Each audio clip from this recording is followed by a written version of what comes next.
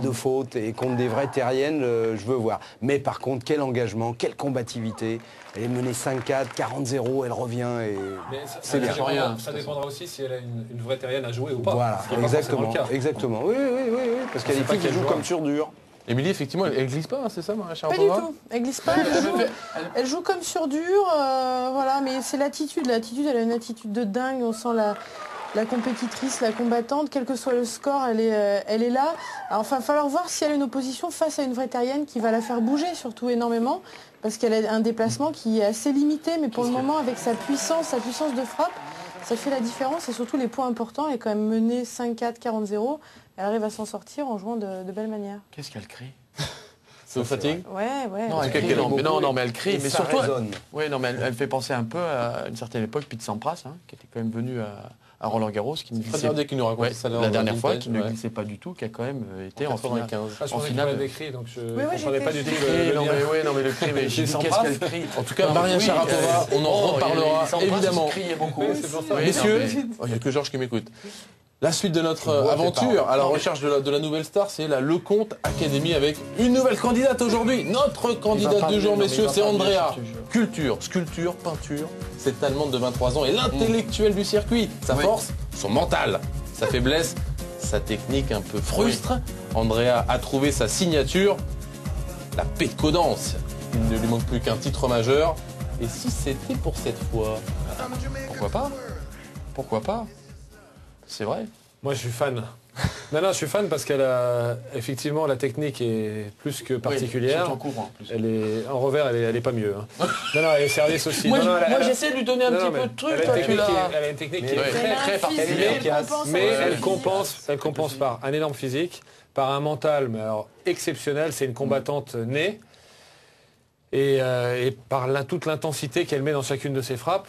C'est vrai qu'elle s'en sort pas trop mal, enfin elle s'en sort même très bien. C'était face à Maria Kirilenko, huitième de finale, on l'a pas dit. Et c'est vrai que la technique est frustrante. Georges, vous, le puriste, le technicien, qu'est-ce que vous pensez de l'Allemande? Moi, ce que j'aime bien chez elle, c'est que sa technique est toute simple, mais il n'y a pas, au niveau gestuel, quand elle arrive sur la balle, c'est correct, quoi. Alors, on peut dire, oui, la préparation, le machin, mais l'engagement dans la balle, et quand elle frappe la balle, ça avance, ça sort de sa raquette. Bien sûr. Donc, quand même, techniquement, il y a au moins un élément qui doit faire que ça passe, que la tête de raquette passe et qu'elle arrive à jouer. Et effectivement, comme tu dis, c'est une combattante. Et puis quel gros physique, quoi. Quel gros physique, quelle joie, quel plaisir de jouer aussi. Quand elle dégage tout ça, quoi. Et ça prouve aussi qu'avec du physique, de l'engagement, du plaisir et une technique comme elle est, on arrive à jouer top niveau, puisque comme disait Fred, elle va monter top 10 cette semaine, quoi qu'il arrive. Et jusqu'où elle peut aller, Émilie, Andrea Petkovic? Est-ce qu'elle est limitée par cette technique? Non, mais c'est très ouvert. C'est très ouvert. Déjà là, sur Roland Garros, c'est ouvert. Donc pourquoi pas une Andrea Petkovic à la fin. C'est à l'image de l'année qui est en train de s'écouler. C'est-à-dire qu'il n'y a pas de patronne. Donc c'est ouvert pour tout le monde. Donc pourquoi pas une Petkovic qui physiquement m'a l'air plutôt bien. Donc elle peut faire quelque chose et pourquoi pas l'emporter cette année. De toute façon, c'est pas parce que tu as une mauvaise technique que tu peux aussi pas très bien jouer au tennis. Quand on se rappelle chez les hommes, on avait quand même un joueur qui s'appelait Berasategui, qui avait quand même un coup droit avec une technique assez particulière parce qu'il jouait avec le même côté de la raquette, coup droit et revers. Il a quand même fait finale de Roland Garros, le gars. En tout cas, ce sera un duel de combattantes. Ce sera un quart de finale entre Maria Sharapova et Andrea Petkovic. Combattantes. Un beau match. Regardez, Andrea Petkovic, c'était dans le troisième set. C'est vous qui avez noté ça, Patrick. Vous qui ne ratez rien. 2-1, elle est menée dans le troisième set décisif. Je ne sais pas si on a les images d'Andrea Petkovic au changement de côté. Pas tout de suite. Mais en tout cas, elles vont arriver, Patrick. Mais cette attitude de gagnante incroyable. Elles se sont jouées, c'est en Australie ou à l'US Open, je ne sais plus. Avec Maria Sharapova? Oui, avec Maria Sharapova. C'était en Australie, ouais. C'était en Australie, ouais. Et Petkovic a fait un match, mais alors monstrueux. Elle l'a détruite. Sur la road lever. Elle l'a détruite. Tout est passé ce jour-là. Elle a tout frappé. Elle a tout joué vers l'avant. C'est une des raisons d'ailleurs pour laquelle elle arrive bien à faire avancer la balle. Elle s'appuie vraiment bien dessus. Ouais, et il y a une intention monumentale à chaque frappe. Donc voilà, effectivement, elle compense cette petite technique par... Mais elle traverse, elle va vers l'avant, elle est physique, on sent que ses appuis sont solides, ça tient, quoi. C'est le style de jeu aussi face à Sharapova qui, à mon avis, va pas trop lui convenir. Une Kirilenko frappe moins fort, beaucoup moins fort qu'une Sharapova. Oui, puis Sharapova, elle peut aussi être capable de voici faire les images que je voulais vous montrer. 2-1, elle est menée dans le troisième set. Elle est furieuse. Elle est furieuse. Ah, ça ne veut pas partir. Sharapova, disons qu'elle a c'est pas plus grave. de possibilités de pouvoir alterner des balles hautes aussi de temps en temps, ce que ne fait peut-être pas les autres filles, et qui peut peut-être embêter Petkovic, parce que le changement de rythme, ça va... Parce que si elle arrive fort sur son coup droit, à mon avis, ça va être un peu difficile. Pour mieux la elle. connaître, qu'est-ce qu'on fait pour mieux connaître? On fait un petit tour de voiture avec elle. En voiture, avec en derrière. Ok, one is gonna C'est fly. parti. Allez, go. Bonjour monsieur, Bonjour, ça va? ça va et vous? Ça va.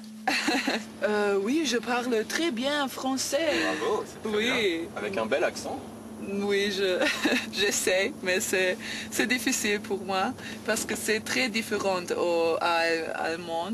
Mais ça va, un peu. Je m'entraîne. So, what's on your MP3 player these days? Right now, I downloaded the old stuff from Queens of the Legal Stone download, Age. right? Legal download. Yes, sure. Everything legally, because I support the musicians, you know. My newest discovery is James Blake, not the tennis player. Yeah, I'd already told some players like, hey, did you listen to James Blake? And they were like, since when is he doing music? But it's not James Blake, the tennis player. It's a totally different James Blake. Yes, and he's making a totally new form of music, and I really love him. He's great. Do you have any other suggestions for me from France? Oh, no, but many for German.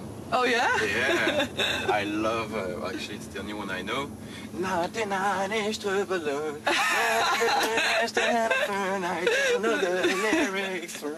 Yeah, good words. Dance like this. Can you sing a part of this song? I Eins, zwei, have to drei. sing that. What, which one? The 99 Luftballons fliegen hoch zum Horizont. Na, na, na. I don't know the words. Oh, that's funny. I should sing a part of a French song. Yeah, go ahead. Oh, Champs-Élysées. Oh, Champs-Élysées.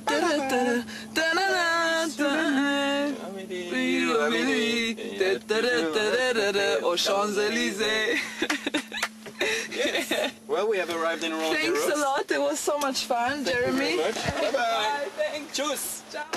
Attachante, hein, Ah, cette elle est bien Andrea dans ses elle est Petkovic. bien dans ses baskets, c'est le cas de le dire. Hein. Voilà, elle est vraiment incroyable. Allez, remontons le temps, 1995. Bon, je m'en vais. Henri, vous pouvez sortir. Henri Lecomte face à Niklas Kulti, quart de finale, qui est devenu voilà, l'une des grandes parties de l'histoire du tournoi. Ça vous est compté par Frédéric Verdier. C'est Vintage Verdier.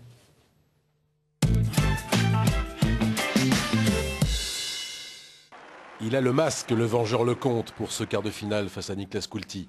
Rebaptisé Vengeur masqué, Henri Lecomte, 200e mondial, étonne encore la France en ce Roland-Garros 92. Mais ce match face à un jeune et impressionnant Suédois ressemble un temps au match de trop. Terre lourde et ciel menaçant qui ne conviennent pas à son tennis offensif, Lecomte s'embourbe sur le central. Toute la fatigue de la quinzaine semble l'accabler d'un coup. En face, imperturbable en retour et en passing, Kulti confirme son statut de révélation d'édition 92. Il a sorti John McEnroe et Michael Chang. Et il entrevoit sa première demi-finale en Grand Chelem. Mais ce serait négliger sa propre fébrilité et surtout la magie Lecomte qui va encore saisir le central de Roland-Garros. Transfiguré à partir du troisième set, dos au mur, à deux manches à rien contre lui, Henri Lecomte retrouve le génie et la folie de la finale de Coupe Davis 6 mois plus tôt. Attaque à outrance, avalanche de coups gagnants, retour des inspirations samprassiennes avec revers pince à sucre et volée amortie. Toute la panoplie du grand créateur y passe et Kulti ne maîtrise plus rien. Henri coiffe le Suédois 6-3 au cinquième set, distance sur laquelle il reste invaincu à Roland-Garros. Le public l'a porté jusqu'à une victoire inoubliable, flamboyante. C'est marrant. Hein. C'est normal. J'ai encore des frissons. Oui, d'accord. C'était 1992, hein, Non, j'ai tu 95, veux j'ai te un peu- moquer sur ma détente verticale où j'ai décollé 2 couches de peinture où je me suis explosé par la suite. C'est pas gentil, Émilie. 2 cartes de crédit. C'est pas Par gentil. contre, la volée amortie, elle Elle est est belle monstrueuse. celle-là. Elle est Ah, c'est bon. monstrueuse. Mais toi, tu connais ça alors. Celle-là, on peut l'encadrer, on peut la mettre en celle-là, cellule, c'est clair. Voilà. C'est un classique. Bon, mais ça elle est c'est belle. fait. On passe à autre chose. Allez, le programme de votre journée de demain avec un programme très très léger pour le coup. Quart de finale, vous voyez, cours Philippe Chatrier, 2 matchs, normal, Pavlyuchenkova Schiavone et mon fils Federer sur le Lenglen. Un match de programmé, Kuznetsova-Bartoli, mais il y aura également la fin du match d'Andy Murray. Voilà pour le programme. Alors, concentrons-nous sur Marion Bartoli. On a beaucoup parlé évidemment de Roger Federer face à Gaël Monfils. Marion Bartoli, premier quart de finale à Roland-Garros pour elle. Georges, est-ce qu'on peut croire face à une ancienne gagnante, Svetlana Kuznetsova, que la Française aille chercher le dernier carré? Oui, l'inconnu aujourd'hui, c'est presque plutôt Kuznetsova que Marion. Marion, on sait où on en est, on sait que la Terre n'est pas sa surface favorite, mais ce qu'elle a montré en tout cas était très intéressant. Par contre, Kuznetsova, on est un petit peu en point d'interrogation parce qu'elle n'a pas fait grand-chose ces derniers temps. Par contre, c'est une championne qui a déjà gagné à Roland-Garros, qui maîtrise très très bien la terre battue. Rappelons qu'elle a été beaucoup entraînée en Espagne. Elle est une adepte du décalage, de la frappe avec du coup droit. Elle sait faire plein de choses. Elle est très physique quand elle veut, mais où en est-elle aujourd'hui physiquement ?